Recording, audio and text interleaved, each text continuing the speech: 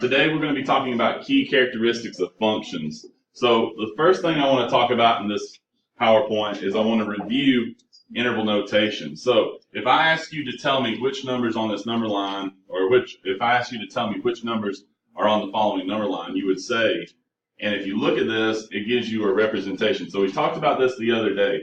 We said that anytime we have an open circle, that's understood to be a what? A parentheses. So we would have a parentheses, and then that's over what number? 5. And then we know that it goes all the way, so it would include every single number in between all the way up to what? 9. And then at 9 we had a solid circle, which was a parentheses or a bracket. So we can write the interval notation of this by writing out that information. Now, we could write it this way, or we could write it as an inequality. If we wanted to write it as an inequality, we would have 5 is less than x is less than or equal to 9. But it's a lot easier to write it this way, just simply because we don't have to worry about our inequality symbols being wrong. We don't have to write out as much, and we can write it really quick and simple to get our point across. So keep that in mind as we go through these. All you need to remember is that whenever we have closed circles, that's going to indicate brackets. Open circles are going to indicate parentheses. And then anytime a line continues, so like if it has arrows on the end, that means that it's continuing to infinity. So remember, anytime we have infinity, we always put parentheses. So that'll help you kind of remember these as we go over these throughout today. All right, so real quick, we're going to talk about several different types of functions today. And the ones we're going to talk about are going to be, first off, talking about the first characteristic is domain. Now, we kind of talked about domain and said that domain represents the x values. Okay, domain is going to represent the x values. So we're going to look at the exact same problem all day today. We're going to look at this straight line, and we're going to be able to identify the information that it's telling us. So here, the domain is going to be our x values. In other words, we're looking for how the x values fall on this graph. So if we think about it, our line here is going to have x values. Well, the most obvious x value is here at -2. Now, from -2, we're going to have x values at -1. So if we look here, we can see that our x value is going to fall here at -1. We're also going to have an x value here at at 0. And if we look the other way, we're going to have values at -3. We're going to have a value here at -4. And the thing about this line is it has what on the ends? Arrows. So what these arrows means is that they continue to go. So anytime something has arrows on it, where is this eventually approaching to the right? Infinity. Okay? And if we go to the left, we know this continues to go to the left. So if it continues to go to the left and never stops, then it's approaching what to the left? Negative infinity.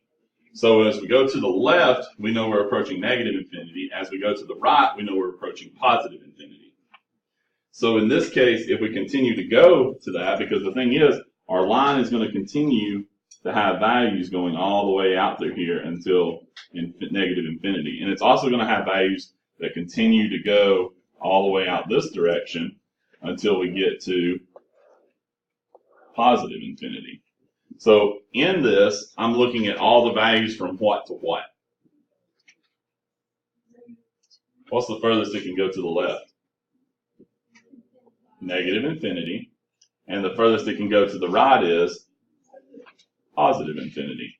Now, the thing to keep in mind here is that anytime we use infinities, what do we put in around them to indicate interval notation? Parentheses. So we would put parentheses around these to indicate that that these continue all the way to negative infinity and positive infinity, and they have no ending point. Now, understand, there's a difference if it has a solid circle, like if this had instead of a parentheses, or let's say instead of an arrow, it had a big black dot on the end of it, okay? And then this one down here had a big black dot on the end of it. Then those do what?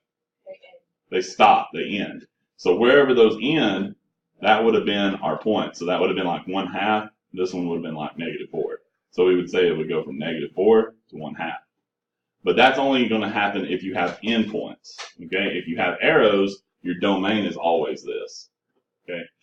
you have endpoints, then it changes a little bit. We'll talk about that more as the days go. But for today, just keep in mind that if we have negative infinity to infinity, that means that it has arrows on the end and it's never ending. All right, real quick, are there any questions about domain? All right, if there's no other questions about domain, let's go ahead and look at our next characteristic, which is going to be range. So like I said, we're going to talk about the same graph today. We're not going to switch it up too much on our graphs, but we are going to look at different concepts here. So the next thing we're going to talk about here is going to be called range. Okay, range, and it says range is going to represent the y values. So when we represent the y values, now we're no longer looking at it as far as how the x values fall, but how the y values fall. So very similar here. Let's keep in mind that this line is going to continue to grow, and it's also going to continue to go downward on this. So if we keep that in mind, looking at our y values, we know that we're going to have y values starting here at 0, 1, 2, 3, 4, 5, 6, 7, 8, all the way up to infinity, right? Because this line is going to continue to go up. It's never stopping. Now, if we go downward, we're going to have values at -1, -2, -3, -4, -5, -6, and it's going to continue to go down all the way to negative infinity because the line is always decreasing. So when this happens, we know that our line is going to either increase or decrease, and we always know that it starts the lowest point and goes to the highest point. So in this case, very similar to what we talked about with domain, it's going to go from negative infinity all the way up to positive infinity. So in this case, it's very similar as to how our line is increasing or decreasing. That line is increasing or decreasing by, or in this case, increasing all the way up to infinity, and it's continuing to go all the way down to the starting point, which was at negative infinity. Now, keep in mind, once again, if this had arrows on the, or endpoints on it, let's say it had an endpoint here and an endpoint here, then that would have indicated that they stopped. So in this case, it would be going from -5 up to +5. So we would say -5 to +5.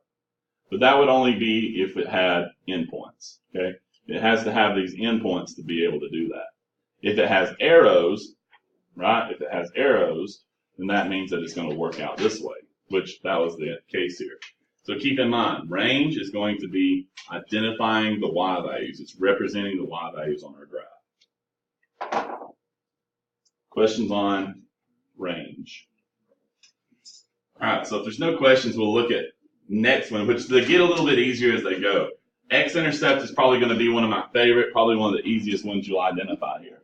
So the X-Intercepts are simply where the graph crosses the x-axis.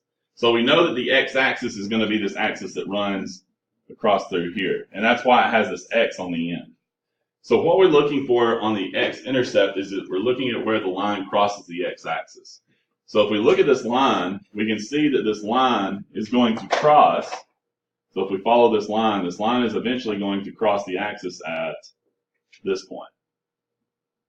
Okay, and then it's going to never cross again. It's going to continue to decrease. So if we look, that point is what's going to be our answer for our X-Intercept here. So the answer for this would be -1, -2, and then it doesn't go up or down. So that would just be -2, (0). And since it's a point, we put parentheses around it. So here the X-Intercept would be indicated by the point on that line. Now, that one makes it pretty simple for our X-Intercept.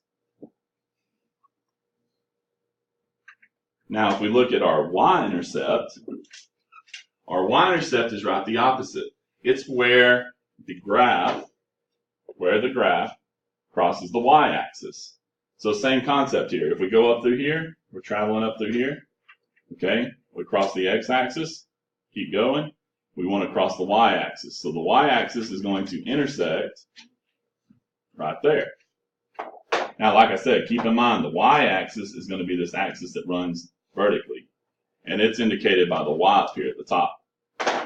So if I look at this point where those two intersect, that's going to be at 0, 1, 2, 3, 4. So that would be 0, 4. So I can indicate what my x-intercept or my y-intercept is just simply by looking at where those lines intersect on the axes. Questions on x-intercept or y-intercept? All right, if nobody has any questions, we'll continue with our problems here. All right, so after that, we're going to run into what we talk about, the interval of increase. Now, with straight lines, the interval of increase and interval of decrease are really, really simple and really easy to understand. If I look at this line, well, first off, let's understand the definition. The interval of increase is going to be the domain of the function where the y values are getting larger. So when I look at this, it's really simple with a straight line because straight lines can only do one of the two things. They can either increase or they can decrease. They can't do both. So if I look at this line, we always read a line from left to right. Okay? So if I start over here on the left, the line's going to start down here at the bottom and it's going to go up, up, up, up, up, up, up, up, up, up, up, up, up, up, up, up, and it's going to keep going up, right? So is this line increasing or decreasing? If it's going up as we go left or right. Is that increasing or decreasing? Increasing. Increasing. So here the interval of increase means that it's increasing from left to right. Now, is this line ever going to decrease? No, it's never going to decrease. So we know that if this line continues to go off in this direction and it continues to go off in this direction, then that means that the furthest it can go to the left is what? Negative infinity. The furthest it can go to the right is positive infinity. So here we know that the interval of increase, or where this line can increase, the furthest is going to be from negative infinity, and then the furthest to the right is going to be positive infinity. So we can identify the interval based on that information. So the interval of increase, we're looking for where everything increases. Interval of increase is where everything increases. Questions on interval of increase? Now, I also want to look at interval of decrease. Now, in this specific problem, if I notice, is this line ever going to decrease? If it's continuing to go up? No. It says the domain where the function, or it says the domain of the function where the y values are getting smaller. So when you look at this, as I increase from left to right, as I go left to right, are the values going to ever come down? No, they're going to continue to go up. So if these values continue to go up and they increase, will there ever be an interval of decrease for a straight line? No. So in this case, this answer would be none. Now understand, if I have interval of decrease, I'm looking at the line increasing. So that means that it has to be going up or have a positive slope. Can a line have an interval of decrease? Yes, there could be an example. Okay, we could have a line that starts really high on the left side and then it goes down as it goes to the right. So we know that we could have interval of increase or interval of decrease, but we cannot have the same in both. Okay, it either has to be interval of increase, which this case would be increase, and in this one it would be decrease. Now, in both of these, we know that they're always increasing or always decreasing, so this is actually the same as the domain. Okay, this is going to be the exact same as the domain. So in these cases, something you can kind of help to remember these is that whatever the domain is going to be your interval of increase or decrease. You just got to determine, is it increasing or is it decreasing? And once you have that information, you'll be good to go. So we're looking for interval of increase or interval of decrease in these cases. Are there any questions about interval of increase or interval of decrease? All right, so far we've talked about 6 different things. So what I want you to do is I want you to take a second, review these, and then if you have any questions, talk to me about them, and then we can continue talking about the other characteristics that are also involved in these functions.